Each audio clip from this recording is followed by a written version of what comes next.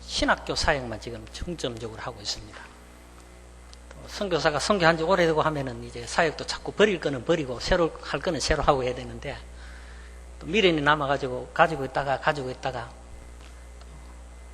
어느 한 곳에도 집중을 잘 못하는 그런 사역이 되기 쉬웠는데 그때마다 하나님께서 사건들을 통해서 그것들을 내려놓게 하시고 또 새로운 것을 전념할 수 있도록 그렇게 만들어 주시는 것을 경험을 했습니다. 우리가 인생을 살면서 보면은 늘 형통하기를 바랍니다. 만사가 형통하기를 바라고 만사가 마음먹은 대로 뜻대로 생각대로 그렇게 이루어지기를 바라는 것이 모든 인간이 가지고 있는 공통적인 그런 바람일 것입니다. 과연 우리가 형통한 삶을 산다는 것이 무엇인가 그것을 안다면 우리 인생이 참으로 오늘날까지 형통했는가 그리고 내일도 형통할 것인가에 대하여 우리가 답을 내릴 수 있을 것입니다. 참 오랜만에 뵙는 우리 노 장로님들, 제가 만약 그 장로님께 오늘 사시는 날까지 오늘날까지 장로님의 삶이 형통하셨습니까? 묻는다면 내 인생의 삶이 형통했노라는 고백이 그 입에서 나올 수 있을까 하는 것입니다. 남은 인생 우리가 사는 동안 참으로 형통하실 것입니까? 물을 때에 내 삶이 형통할 것이라는 대답이 그 입에서 나올 수 있을까?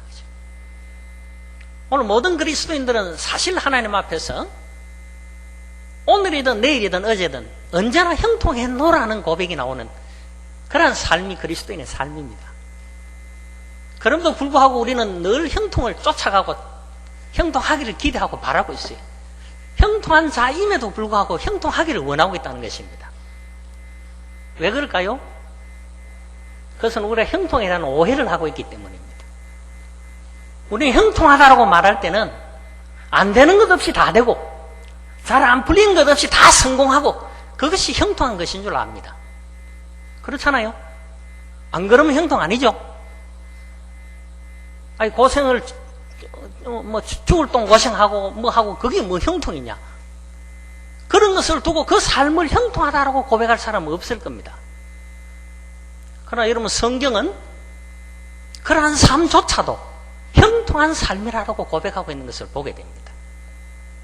오늘 우리가 형통해야 될 그런 오해, 그런 바람, 그런 기대를 가지고 있기 때문에 내 인생의 삶이 왜 이리 지질이 복없는 삶이냐 그렇게 이야기하는 것이죠. 이노행 장로님은 그런 말씀을 몇 번이나 하세요.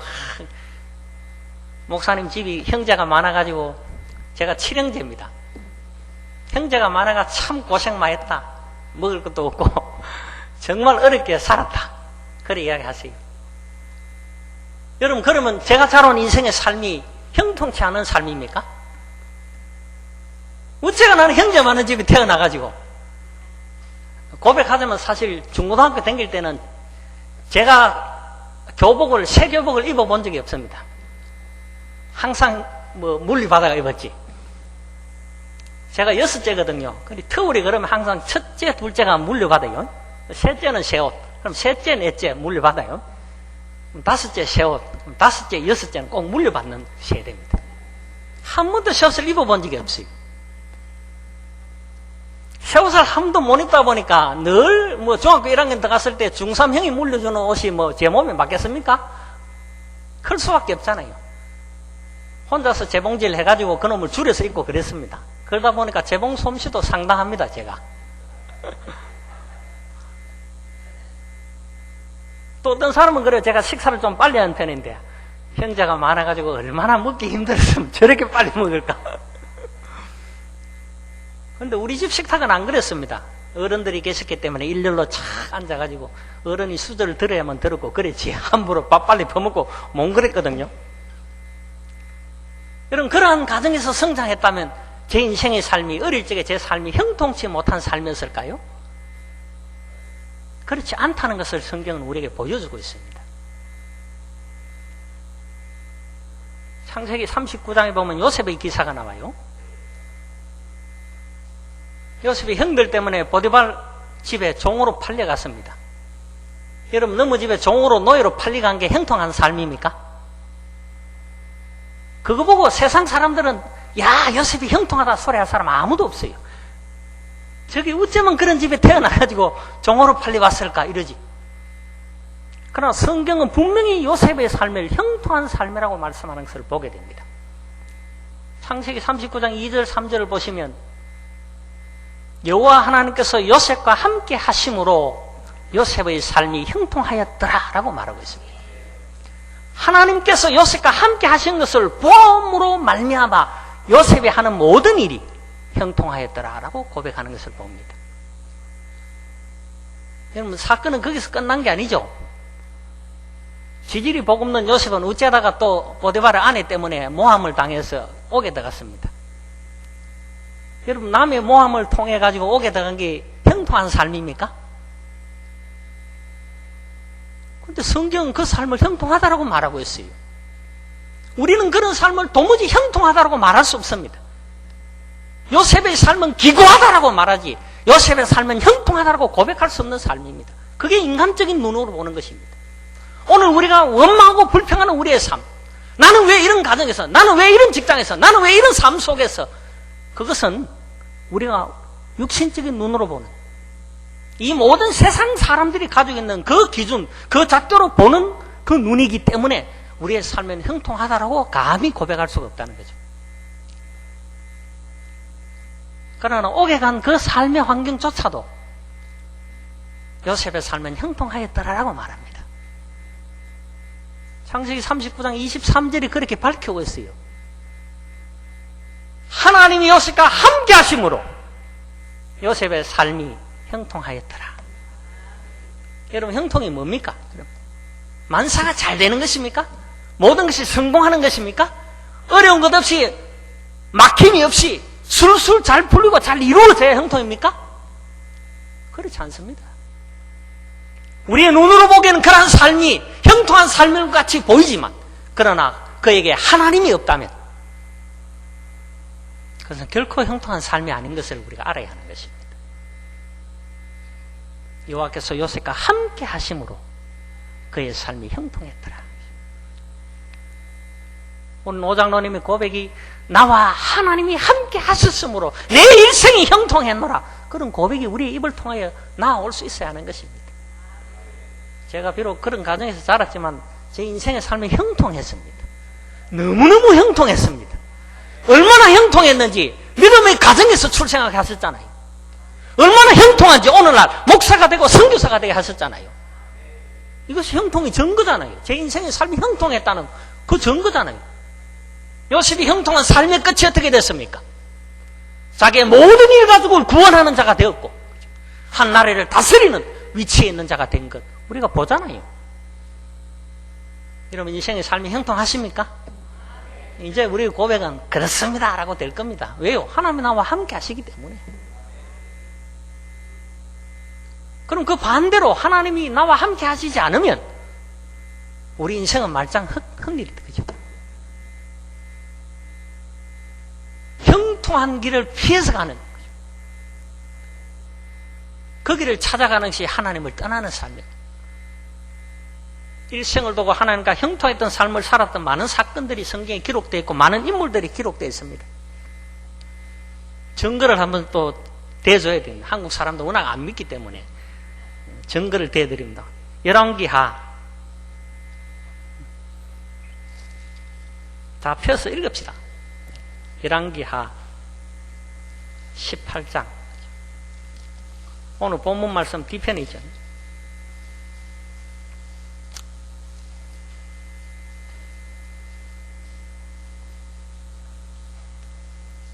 열왕기하 18장 6절 7절.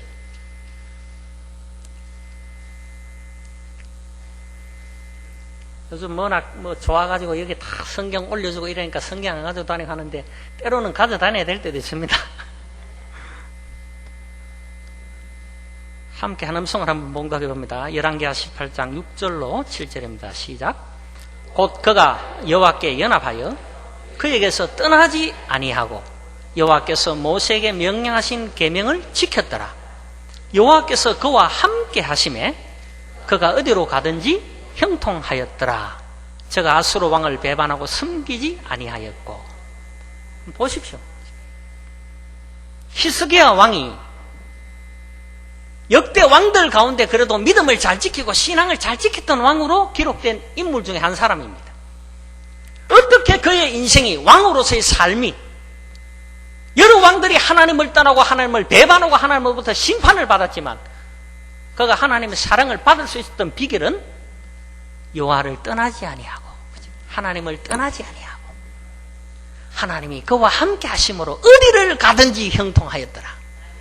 그리스도인이 가는 곳은 어디든 형통한 곳이고 그 길이 어떤 길이든 형통한 길이라는 사실입니다. 진짜 그렇습니까? 우리의 삶이 그래야 돼요. 하나님 나와 함께 하심으로 이 고난, 이 어려움, 이것들이 내 삶 가운데 고난을 통하여 영광을 받게 되는, 그리스도를 위하여 고난을 받으면 그의 영광에도 동참한다. 그의 영광을 받기 위하여 그의 고난에 함께 참여하는 자가 되어야 된다고 말합니다. 얼마나 기쁩니까? 고난 가운데 즐거워하고. 그래서 우리는 고난의 복이라 그래 말하잖아요. 그렇지 않은 것 같으면 고난이 복이 아니잖아요. 고난은 고난이지. 그런데 우리는 고난을 축복이라고 말합니다. 왜요? 그 고난을 통하여 하나님께로 가기 때문에, 그 고난을 통하여 하나님의 은혜를 입었기 때문이죠. 여호와와 함께하는 삶, 하나님을 떠나지 않은 삶, 그것이 형통이라는 것 기억해야 합니다. 역대하 26장 5절. 이제는 찾으려면 시간 걸리니까 제가 말씀을 봉독합니다. 하나님의 묵시를 밝게 하는 스가랴가 사는 날에 하나님을 찾았고 그가 여호와를 찾을 동안에는 하나님이 형통하게 하셨더라. 그가 여호와를 찾을 동안에는 하나님이 함께 하셨더라. 하나님께서 형통하게 하셨더라. 여러분 보십시오. 여기에 중요한 말씀이 하나 있습니다. 그가 여호와를 찾을 동안에는 그래요. 그럼 안 찾을 때는 아니다는 얘기죠. 찾을 동안에는 형통하지만 찾지 않을 동안에는 형통치 않다는 말입니다.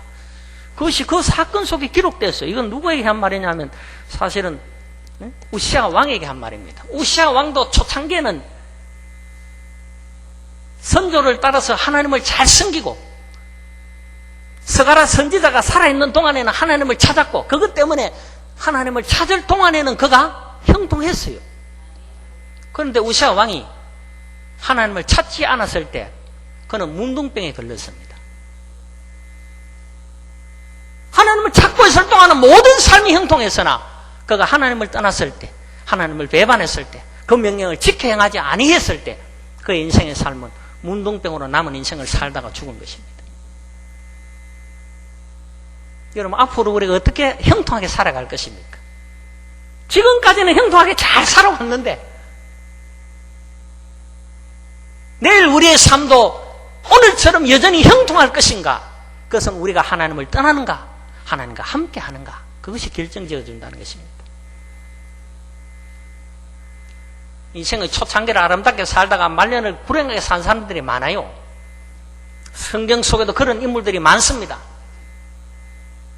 그 인물들이 그런 삶을 산 모든 배경은 하나님을 떠났기 때문입니다. 우리가 하나님과 함께 거한다면 형통한 것입니다. 우리가 하나님과 함께 거하여 살아가고 하나님 나와 함께 하신다면 내 인생의 삶은 형통한 삶이라는 사실입니다. 특별히 청년의 때 얼마나 좋은 시간으로 함께 드릴 수 있는 그런 시간입니까? 오늘 헌신 예배인데 헌신할 준비가 됐나요? 헌신이 뭡니까? 겁도 없이 헌신 예배 드리요. 우리가 보면 헌신은 몸을 드리는 겁니다. 오늘 몸 바칠 준비가 됐나요?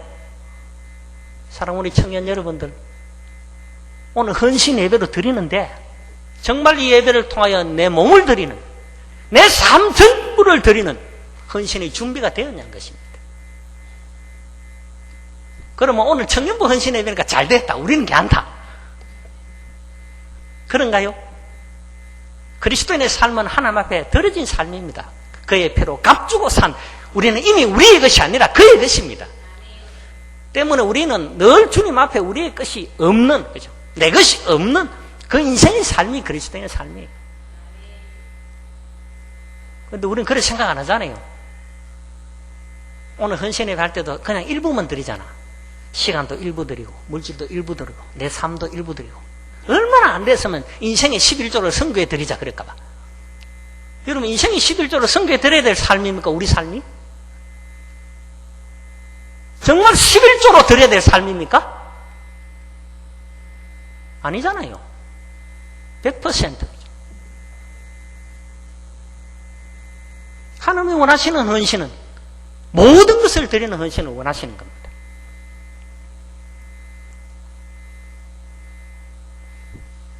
오해는 하지 말고 들으세요. 오늘 제가 이래 왔으니까 선교사니까 선교지를 와야 여러분 물질을 드립시다. 물질에 헌신을 합시다라고 설금하겠다. 그래 헌금하면 오늘 말씀 들은 대로 온전한 헌신하려면 지금 현재 가 있는 거 다 내놔야 된다. 목걸이 귀걸이 다 떼가 넣고 그죠? 그럴 자신 있습니까? 정말 그럴 자신이 우리에게 있느냐는 것입니다. 참으로 주님 앞에 예배하는 우리가 온전한 마음으로 우리의 모든 것을 드려 하나님이 가장 기뻐하시는 예배로 내 자신을 드리는, 너의 몸을 드려 산제사로 드리라 하신 말씀대로 우리의 몸을 산제사로 드릴 준비가 되어 있고, 과연 그런 드리는 예배를 우리가 하고 있느냐는 것입니다. 아니죠. 일부 드리잖아요. 일부. 때로는 어떤 사람은 마지못해 억지로 그걸 드리고 있고요. 그나마 기쁘게 그것을 드리는 삶도 100%가 아니고, 우선 내 인생의 삶의 중요한 건 먼저 끝내고, 그러니까 뭐 교회에서 직분을 맡기고 하면, 목사님 제가 뭐 왜 그런 걸 합니까? 뭐가 더 바쁘고 뭐가 더 급하기 때문입니까? 내 능력이 더 급하고, 그렇죠? 내 재능과 은사가 더 급하고. 그럼 일을 맡기시는 분은 누군데요? 말은 헌신하겠다 해놓고 사실 헌신은 안 해요. 헌신하겠다 했으면 시키는 대로 하는 게 헌신이죠. 근데 시킨 대로 안 하고 요리조리 빠진다고요. 본인이 그런 삶을 살았으면 내가 아직 온전한 헌신을 못 했구나, 그래 하시면 되고. 그렇죠? 주일 오후 예배 마치는 때로부터 목사님이 뭐 이렇게 요구를 하시거나 시키거나 교회가 요청을 하고 하거나, 그때 아이고 제가 그걸 어떻게 합니까? 이런 마음이 들거든.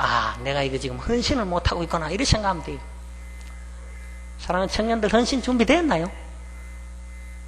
아직도 안 됐잖아, 그죠? 예? 성경이 그래서 말합니까? 나를 따라오려거든. 자기 십자가를 지고, 그 다음에 지는 거는 십자가를 지고 오라 그랬고, 버려두라 그랬어요. 뭘 버려두라 그랬어요? 전토나 내 집이나 내 아내나 내 자녀나 내 부모나 그건 다 내버려두고 오라 그랬어요. 시집 장가 안 가고 하나님만 온전히 섬기기를 원한 그런 헌신할 수 있어요? 예? 에이, 목사님 그래도 결혼을 해보고. 그것은 이미 우리가 하나님 앞에 내 자신을 드리고 헌신하겠다는 것에 대해서 이미 일부분만 드리겠다라고 내 안에 결정되어 있는 거예요. 온전한 헌신, 하나님 바라시는 그것입니다. 우리가 아브라함의 사건을 통해 잘 알잖아요.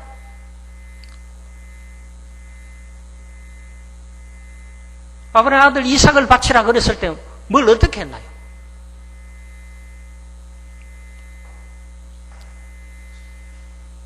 하나님 나한테 주신 자는 약속의 자녀인데 이거 다 드려야 됩니까? 팔만 하나 딱 잘라서 드리면 안 돼요? 오늘 우리는 그래요. 아직 그 팔병신 되는 게 낫지 목숨 잃는 것보다. 팔만 자르자. 그래 살아요. 그러니까 하나님이 원하시는 것은 한 부분이 아니었습니다. 모든 삶이었다는 것을 기억해야 돼요. 오늘 하나님이 우리가 하나님 앞에 드려져서 살기를 원하는 그 삶은 모든 것을 드려서 사는 삶을 원하시지 일부분을 드리는 삶을 원치 않으신다는 거예요. 제가 그것을 참 늦게 깨달았습니다. 안 그랬으면 목사가 돼도 일찍 됐을 텐데, 저는 신학교를 목살로 안 갔습니다. 어떻게 하면 주일학교에서 아이들을 더 잘 가르쳐 볼까? 어떻게 하면 성경을 아이들에게 바르게 가르쳐서 그 바르게 가르친 것을 통해서 하나님의 귀한 사람으로서도 제가 우리 성주일교회 주일학교와 중고등부를 통해서 배웠던 것과 같이 어떻게 이 아이들에게 더 좋은 교사가 되어질까? 어떻게 하면 더 좋은 안내자가 되어질까? 그 욕심 때문에 신학교 갔어요. 목사하려고 간 거 아닙니다. 여러분, 그것이 제 마음 안에서는 정당한 변명이었고 제 삶의 환경에서는 그것이 가장 합당하고 가장 귀한 것으로 생각했지만 온전한 헌신은 결코 아니었다는 것을 알게 됩니다. 온전한 헌신은 내게 없는 거예요. 하나님이 모세를 부르실 때 모세는 뭐라고 대답했습니까? 나는 입이 둔하여. 그것이 우리 인간들의 변명입니다. 나는 무엇이 부족해요? 나는 무엇이 약해요? 내게는 무엇이 준비가 안 됐어요? 나는 이래요? 나는 저래요? 그러나 분명히 하나님께서 모세와 더불어 말씀하실 때 내가 내려가서 저들을 구원하리라 그랬어요. 하나님이 직접 하신다고 그랬어요. 대신에 너는 나와 같은 사람들 앞에 너는 나와 같은 하나님이 되고 대신하여 세웠을 뿐입니다. 그럼 대신 세운 사람 믿고 그냥 가면 돼요. 그런데 모세는 하나님 앞에 항변하는 모습을 보십시오. 누가 그 일을 한다고 생각합니까? 자기의 능력과 자기의 가진 것과 자기의 무엇으로 한다고 생각해요. 그러니까 자꾸만 항변하는 거예요. 나는 못합니다. 나는 둔해요.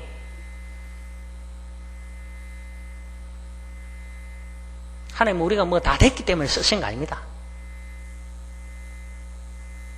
뭐 비교적 절을 잘 하시는 분들은 그래도 우리 주일학교에서 잘 자라고 저런 목사가 됐지 이래 이야기하시겠지만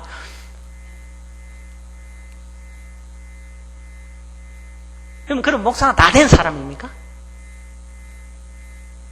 선교사는 온전한 믿음과 복음으로 온전한 사람입니까? 그렇지 않거든요. 그걸 다르게 표현하면 하나님은 제일 부족한 사람 갖다 씁니다. 제일 못난 사람 갖다 씁니다. 왜요? 성경이 그렇게 말씀하잖아요. 가진 것과 있는 것과 잘난 것들을 부끄럽게 하시고 복음이 미련한 것으로 하나님 쓰신다 그래요. 그런데 우리는 내가 뭔가 준비돼야 되고 내가 뭘 배워야 되고 내가 뭘 해야 되고 갖추어져야 되고 그렇잖아요. 때문에 뭘 하느냐?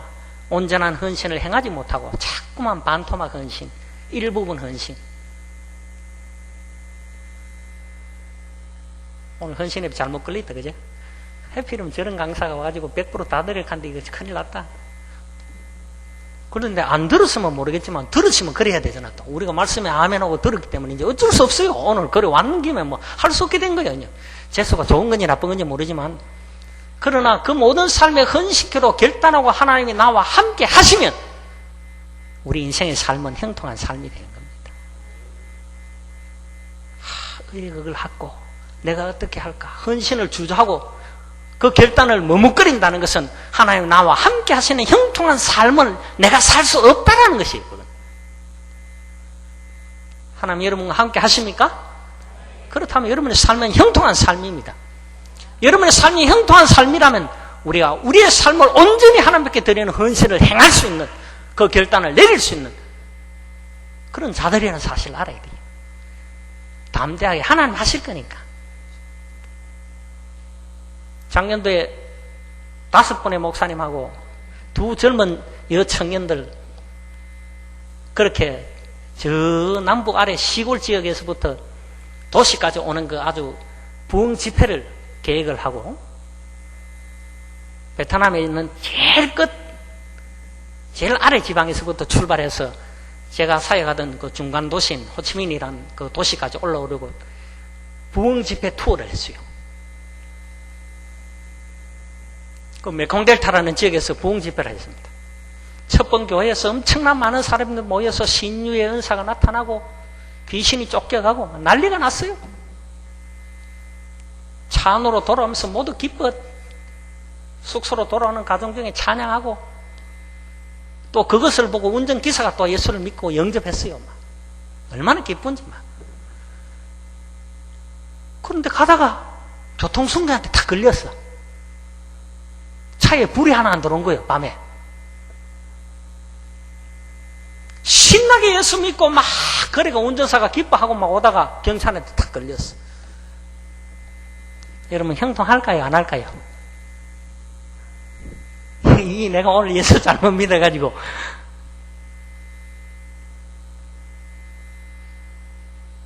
여러분 오히려 운전기사가 아닌 우리 뒤에 앉은 목사들은 오늘 저 기사 예수 믿고 나디만은 저런 고난 그만 당해가지고 저거 그만 믿음 잃어버린 거 아이가 하고 염려했어요.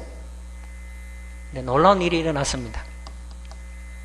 내려가서 경찰하고 뭐 어쩌고 저쩌고 하더니만 이 기사가 차에 다시 탁 타면서 하는 말이, 야, 내가 오늘 예수 믿기를 잘했다 그래요. 이상하다. 저기 뭐 그냥 가락했는가? 그게 아니라요. 벌금을 수백 불 벌금을 받았어요. 그런데도 타면서 기뻐하고 즐거워하면서 하는 이야기가 그겁니다. 차량 등록증을 딱 보여주었는데 차량 등록증이 유효기간이 만기가 된 거예요. 검사일자, 우리로 표현하면 자동차 검사일자가 지난 거예요. 그러니까 이 등록증 써도 못하는 거예요. 그러면 베트남은 어떻게 하냐면 차량을 통째로 그냥 그대로 경찰서로 다 가지고 가야 돼요. 그럼 우리는 노상에 가다가 걸려가지고 그대로 그 차 타고 그냥 꼼짝없이 경찰서로 통째로 옮기도록 그렇게 되어 있다고요. 등록증을 보면은 날짜가 딱 적혀가 있는데 밤에 스티커를 발부하기 위해서 막 아래로 그걸 몇 번이나 아래 위로 반복해서 그걸 계속 보는데도 자기는 옆에서 볼 때 거기 보이는 겁니다. 기사는. 그런데 이놈 경찰들은 아래로 내려가면 몇 번이나 왔다 갔다 했는데 그거는 못 보고 벌금 딱지만 그냥 끊어주더란 겁니다. 하긴 나쁜 일은 아니니까 아멘해도 괜찮습니다. 근데 잘못하면 하면 안 돼요. 그런데 그때 이 기사가 느낀 것이 무엇이냐? 그 경찰 옆에 서서 검사를 하는 동안에 자기 마음 안에 보이지 않는 하나님 앞에 기도한 거예요. 왜냐하면 그날 부흥 집회에서 자기가 설교를 들었거든요. 기도하면 들으신다는 것을. 그리고는 자기가 믿고 영접했거든요. 때문에 마음속에 어떤 생각을 했나? 하나님, 오늘 내가 하나님 믿었는데 하나님 계시면 내 기도 들어주세요. 경찰 저거 몸보게 해달라고. 그랬다는 겁니다. 그러니까 신이 나서 차에 타가지고는 막 예수 믿기를 잘했노라고 막. 여러분, 우리 목사들이 쫄아가지고 저거 벌금 내고 오늘 예수 믿었는데 기분 나빠가지고 예수 안 믿는다 하고 그러면 어떡할까? 이게 인간이에요. 그죠? 물론 우리가 중보하며 기도했지만 무사히 잘 지나가게 해달라고 기도했지만 그러나 역사적인 사건이 이런 엉뚱한 데서 그렇게 일어난 겁니다. 그러면 자기가 예수 믿기를 너무 잘했나? 오늘 내가 예수를 믿지 않았더라면 오늘 이 차를 다 끌고 가서 그렇게 됐을 거라고. 그 밤에 그 고백을 하다가 부흥 강사가 돼버렸어요. 그 기사가. 그까지 집회하러 내려가는 시간이 10시간 걸려 내려갔습니다. 이 봉고차 타고. 그리고 집회 4시간 하고 잠시 쉬도 못하고 했던 그 모든 피로가 그 기사에게 일어난 사건 하나, 그 기사의 고백 때문에 다 날아갔어요. 얼마나 형통했습니까? 하나님이 함께 하셨기 때문에. 그럼 사건은 거기서 끝이 난 게 아닙니다. 그 다음날 한 군데 가가 또 집회를 잘했어요. 오후에 집회를 하러 간 장소에서 드디어 일이 생겼습니다. 한참 집회를 하고 있는 중에 경찰들이 들이닥쳤어요. 그리고는 이 집회가 불법으로 행하는 집회이기 때문에 집회를 중단하라는 얘기입니다. 그런데 저희들이 듣기는 현지 사역자를 통해서 집회에 대한 허가를 받았다고 했거든요. 거기는 왜냐하면 정부로부터 허가 받은 교회 장소에서 모였기 때문에. 근데 알고 봤더니 그게 아니고 종교 담당하는 그런 경찰하고 두 사람이 그냥 우리 이런 일이 있으니까 하겠다. 그래 해라. 이렇게 해서 한 거예요. 그런데 누군가가 고소고발을 했다고요. 베트남은 사회주의 국가라서 고소고발한 건에 대해서는 반드시 일을 처리해야 돼요. 어떤 결과든 결과를 내줘야만 됩니다.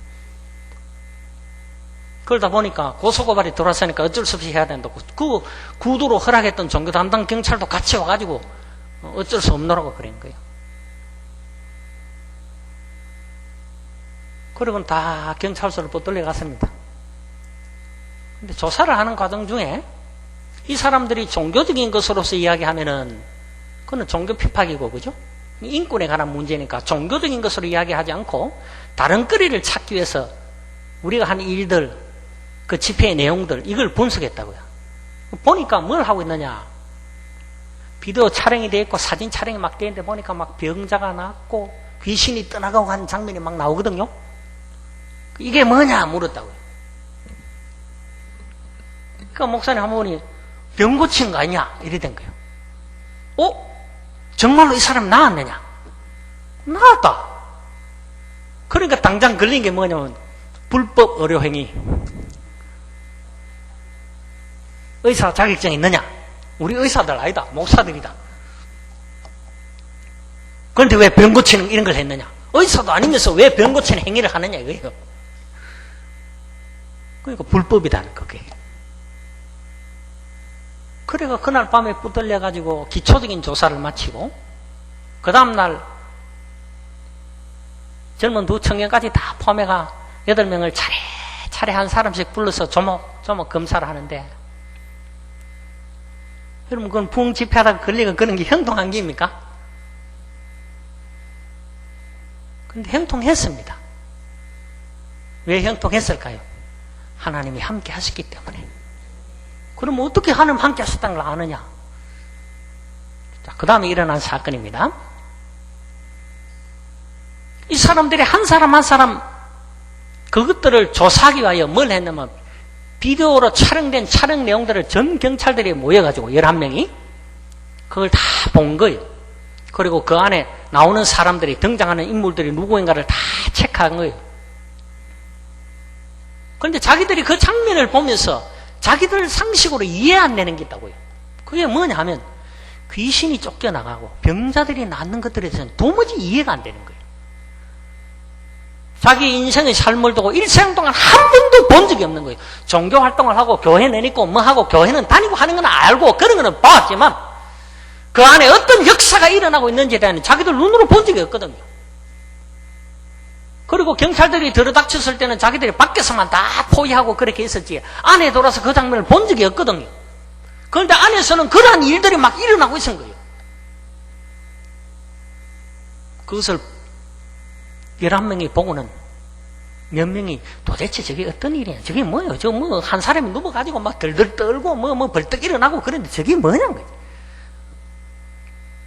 그러니까 한 사람 한 사람 조사를 하면서 그 일들에 대해 질문하기 시작하는 겁니다. 자, 앉아서 보라고. 비디오를 탁 들면 잠시 스톱. 이게 뭐냐? 귀신이 쫓겨나가는 장면이지 않느냐? 진짜 귀신이 쫓겨나가느냐? 그래. 한두 장면 내라 이 말이죠. 이거는 안전벨기가 일어나는 장면 아니냐? 진짜 이 사람이 다리가 아파 앉았던 사람이냐? 의문에 그 일들에 대하여 계속적으로 질문했습니다. 11명의 경찰이 8명이 들어올 동안 계속 그 테이프를 봤어요. 그럼 처음 조사하기 위해서 봤던 데가 최소한 몇 번 봤을까요? 8번 이상을 본 겁니다.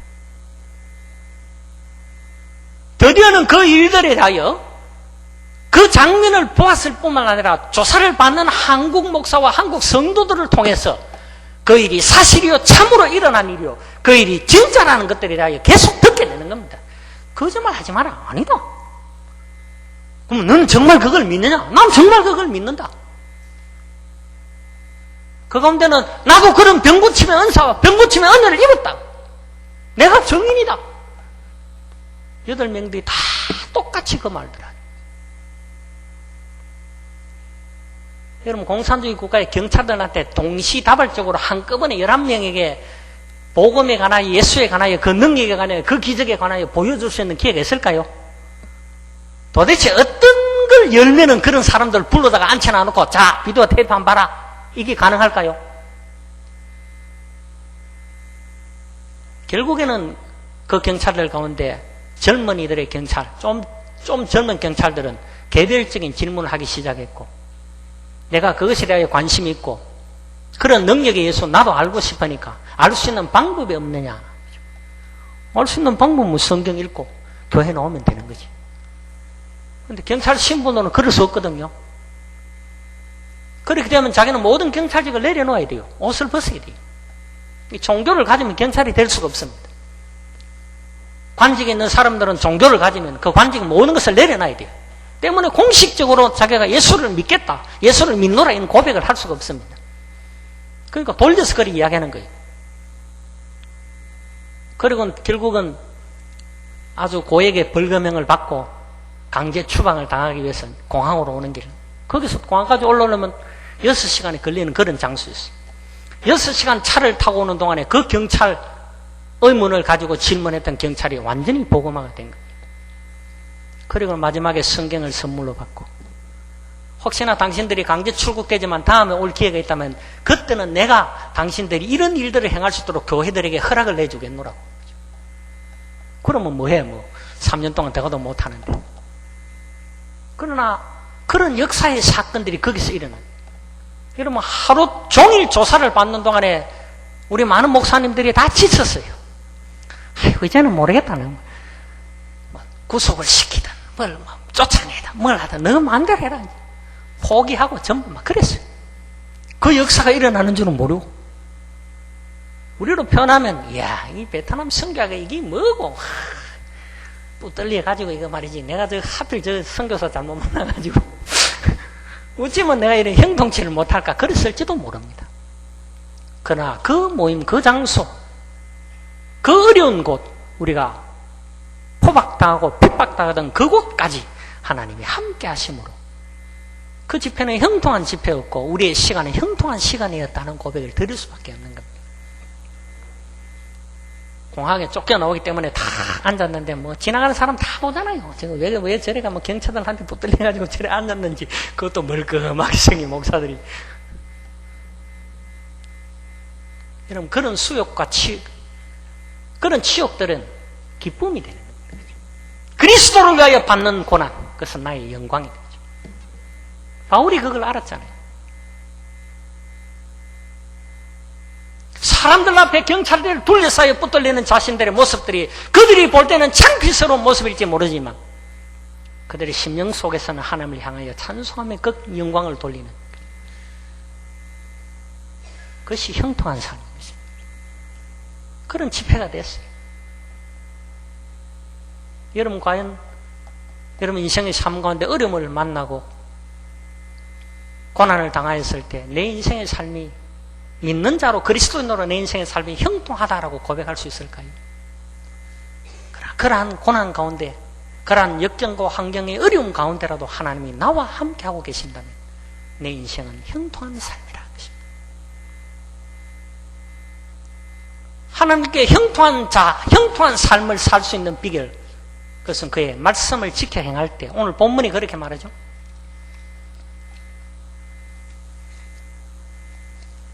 오늘 본문이 뭐라고 말씀하십니까? 5절 뭐라고 말해요? 지켜 행할 때, 그죠? 그의 말씀을 지켜 행할 때, 그죠? 언약의 말씀을 지켜 행할 때 대가가 있어야 하는 겁니다. 그 전제의 조건은 우리의 삶이 형통한데, 형통한 삶의 조건은 그의 말씀을 지켜 행할 때. 아까 히스기야도 마찬가지고 우시아 왕도 마찬가지고 여호와 하나님을 찾을 동안에는 그가 형통하였다는 거죠. 그가 하나님을 떠나지 아니했을 때 그동안 형통했다는 겁니다. 여호수아에게 약속하신 말씀이 뭡니까? 여호수아 1장을 통해서도 그래요. 1장 7절 8절을 보면은 마찬가지입니다. 8절 이렇게 말합니다. 이 율법책을 내 입에서 떠나지 말게 하며 주야로 그것을 묵상하여 그 안에 기록된 대로 다 지켜 행하라. 그리하면 내 길이 평탄하게 될 것이며 네가 형통하리라.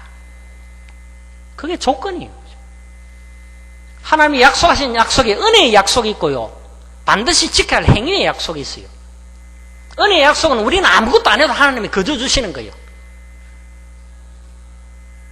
우리는 가만히 있지만 하나님이 알아서 다 해주시는 거. 나의 의지, 나의 뜻, 내 생활, 내 삶과는 아무 상관없이 내가 어떠한 삶을 살든 하나님이 무조건 해주시는 언약, 그것이 은혜의 언약입니다. 그러나 또 한편의 언약은 반드시 내가 행하고 지켜야만 이루어지는 언약이 있어요. 아담과 맺은 언약은 행위 언약이라고 그렇게 불러요. 네가 먹는 날에는 죽으리라 그랬다고요. 그러니까 지켜야 될 거는 뭐냐면 안 따먹어야 되는 겁니다. 그런데 노아하고 하신 약속은, 노아가 하나님 무지개 세워주세요, 나하고 약속해주세요, 안 그랬어요. 하나님이 알아가지고 내가 다시는 물로 세상을 심판하지 아니하리라. 그거는 노아가 요구한 적도 없어요. 하나님이 먼저 하신 말씀이고.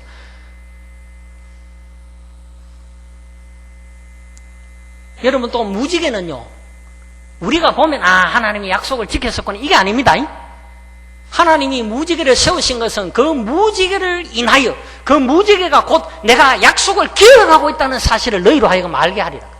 그거예요. 하나님 자신이 기억하고 하나님 자신이 그 약속을 지키시기 위하여 무지개를 세우신 거예요. 인간 보기 좋으라고 만든 거 아닙니다. 우리 보라고 한 거 아니에요. 내가 내 언약을 기억하리라. 뭘 통해서? 무지개를 통하여, 무지개를 보고. 하나님이 일방적으로 하신 약속이에요. 그런 언약, 그런 약속을 은혜의 약속, 은혜의 언약, 그렇게 불러요. 여러분, 우리가 형통한 삶, 이것은 행위의 약속일까요? 은혜의 약속일까요?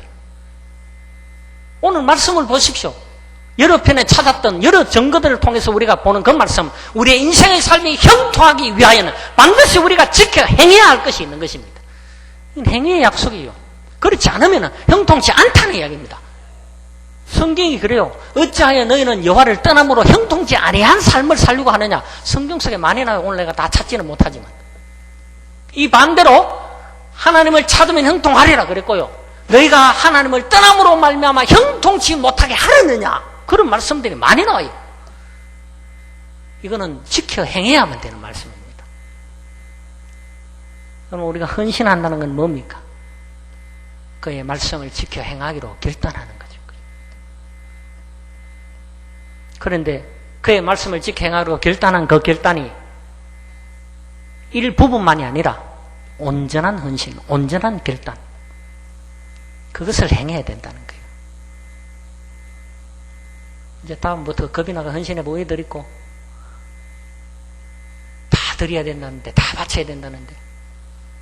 근데 참 감사해요. 우리 한국은 그 겁도 없이 온몸을 드리는 헌신 예배를 달달이 하잖아요. 안 그런가요? 이 부서 가고 저 부서 가고 교회 가고 뭐 다. 한국 교회는 참 담대한 교회. 몸 드리는 헌신 예배를 그렇게 자주 하는 거 보면. 그런데 그것이 하나님께서 한국 교회를 형통하게 하신 복이었다는 사실. 여러분, 그건 결코 짐이 아닙니다. 하나님이 우리에게 그러한 것을 계명을 따라 지켜 행하라 하신 것은 우리에게 복 주시기 위하여 행하라 하라고 분명히 신명기에 기록하고 있어요. 너희가 복을 받게 하려 함이라 그랬다고요. 오늘 헌신회는 여러분 복 받도록 여러분 전부를 드리라는 겁니다. 여러분 전부를 드릴 때 하나님은 그것을 통하여 여러분 인생의 삶을 형통케만 하시겠다고 약속하셨기 때문에 형통함을 주시기 위하여 너의 전부를 드리라고 말하고 있는 겁니다. 때문에 형통하기를 원하며 형통한 삶을 살고자 늘 소망하고 기대하고 바라면서도 헌신하라는 그 말씀에 순종치 못한다면 형통할 수가 없는 겁니다. 형통하기를 바라십니까? 헌신하십시오. 그럴 때 우리는 형통한 삶을 살 수 있게 되어지는 것입니다. 비록 오늘 우리가 100% 온전한 헌신을 못했다 할지라도 날이 가면 갈수록 더 형통한 자가 되어 더 형통한 삶이 되어 일부분을 드리던 것이 절반을 드리게 되고 절반을 드리는 것이 일생을 드릴 수 있는 인생의 삶. 그리고 극기하는 결국 내 인생은 하나님 앞에 형통한 삶이 얻노라는 그 고백으로 일생을 마칠 수 있는 그 은혜가 여러분에게 넘치기를 바랍니다. 특히 청년 때 잘해야 돼요. 시간 제일 많을 때 건강 있고요, 힘 있고요, 그죠? 시간 있고요, 재능 있고요, 그럴 때 해야 돼요. 제가 돌아보면은 지금도 뭐 아직은 일할 나이지만은 청년일 때 하나님 앞에 가장 많은 시간을 들였어요. 매일 교회 가고 매일 밤을 새워 기도하고. 우리 편으로 하면 철야를 밤늦듯이 하고. 저 혼자 한 게 아닙니다. 제가 섬기던 교회 청년들이 다 그랬어요. 매일 밤마다 모여서 기도합니다. 뭔 기도할 일이 그리 많았는지. 그 당시에는 뭐 지금 생각하면 기도 제목들이 그리 많지도 않았어요. 그런데 늘 밤마다 모여서 기도하고. 청년이 남는 게 시간밖에 없으니까.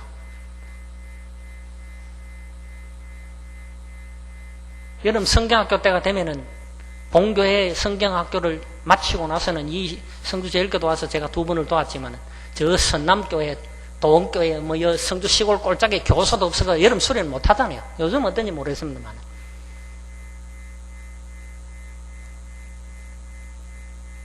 7월 8월 2달 동안은 내 성경학교만 해요. 그거 도우러 다닌다고. 그럼 그게 고생입니까? 그것이 형통한 삶이었던 거죠. 드릴 수 있을 때 드려야 돼요. 노장로님들 이제 뭐 건강 드리려고 해봐야 이제 건강이 다 그래 됐잖아요. 예? 현직에 있을 때는 힘 있지, 뭐 은퇴하고 난 뒤에 뭐 힘이 있습니까? 드릴 수 있는 때가 있어요. 그죠? 그렇다고 또 뭐 다 끝났다가 아닙니다. 이제는 그 인생 남은 거 없으니까 이제는 교회를 위하여, 성도를 위하여, 이 지역을 위하여 기도하는 일이 남아있죠. 그거는 노인들이 더 잘해요.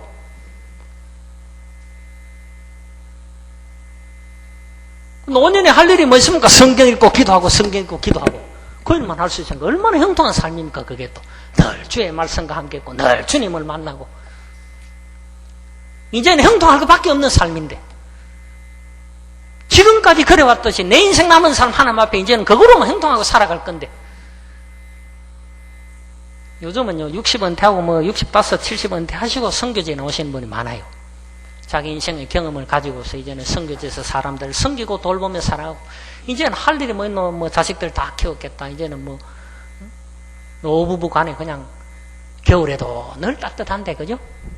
추운 데 있으면 뼈도 시리고 그렇잖아요. 그 베트남 같은 데 얼마나 좋은지 모릅니다. 이런 사시사철 내 따뜻하지 뭐 무릎 아플 일 없습니다. 그냥 뭐 관절염이니 통이니 뭐 풍이니 뭐 그럴 일이 없어요. 한국 지금 더 더워요. 제가 더운 지방 그 베트남에서 단련이 되는데도 불구하고 여기 사는 거 얼마나 더운지 모르겠어요. 지금 남은 인생의 삶은 그런 곳에서 드리기를 원하는 분들이 많아요.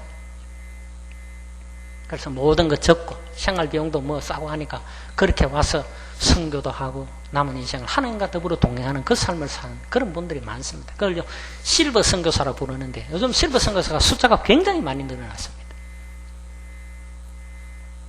그럼 그것이 온전하게 드리는 삶이죠. 그것이 헌신하는 삶이죠. 젊은 젊은 때 헌신하고, 노년은 노년의 때 헌신하고, 자신의 때 오늘 내게 주어진 내 환경, 내 모든 것을 통하여 헌신하고, 젊어서는 시간만 드리고 돈 벌 때는 돈만 드리고 그게 아니고요. 그때마다 내게 주어지는 모든 것을 들여 하나님을 섬기고, 그 하나님이 가장 기뻐하시는 그 일에 내 자신을 드리게 될 때 하나님 내 인생의 삶을 형통한 삶으로 이끌어 주시고, 어디를 가든지 형통하였더라. 무엇을 하든지 형통하였더라. 요셉의 손으로 하는 모든 일이 형통하였더라. 여러분 손으로 하는 모든 일, 여러분 모든 인생의 삶이 형통한 삶이 되어질 것입니다. 오늘 헌신 예배를 통하여 내 모든 것을 드리는 참된 헌신을 이루시고, 그 헌신을 통해 하나님의 말씀을 지켜 행하는 자가 됨으로 말미암아 무엇을 하든 어디를 가든 여러분 모든 인생의 삶이 형통한 자의 삶이 되어지시기를 주의 이름으로 축원합니다. 기도합니다. 하나님 감사합니다. 우리로 형통한 자가 되게 하심을 감사드립니다.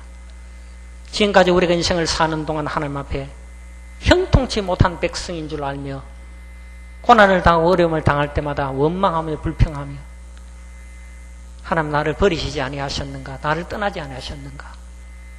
나는 왜 이렇게 복이 없는 백성인가? 내게 믿음의 삶이 무엇인가? 하나님 주저앉고 무릎 꿇었던 우리들 긍휼히 여겨 주시옵소서. 이제는 하나님 나와 함께 하시기 때문에 내 모든 인생의 삶은 형통한 삶이라는 사실을 오늘 말씀을 통해 우리가 알게 되었습니다.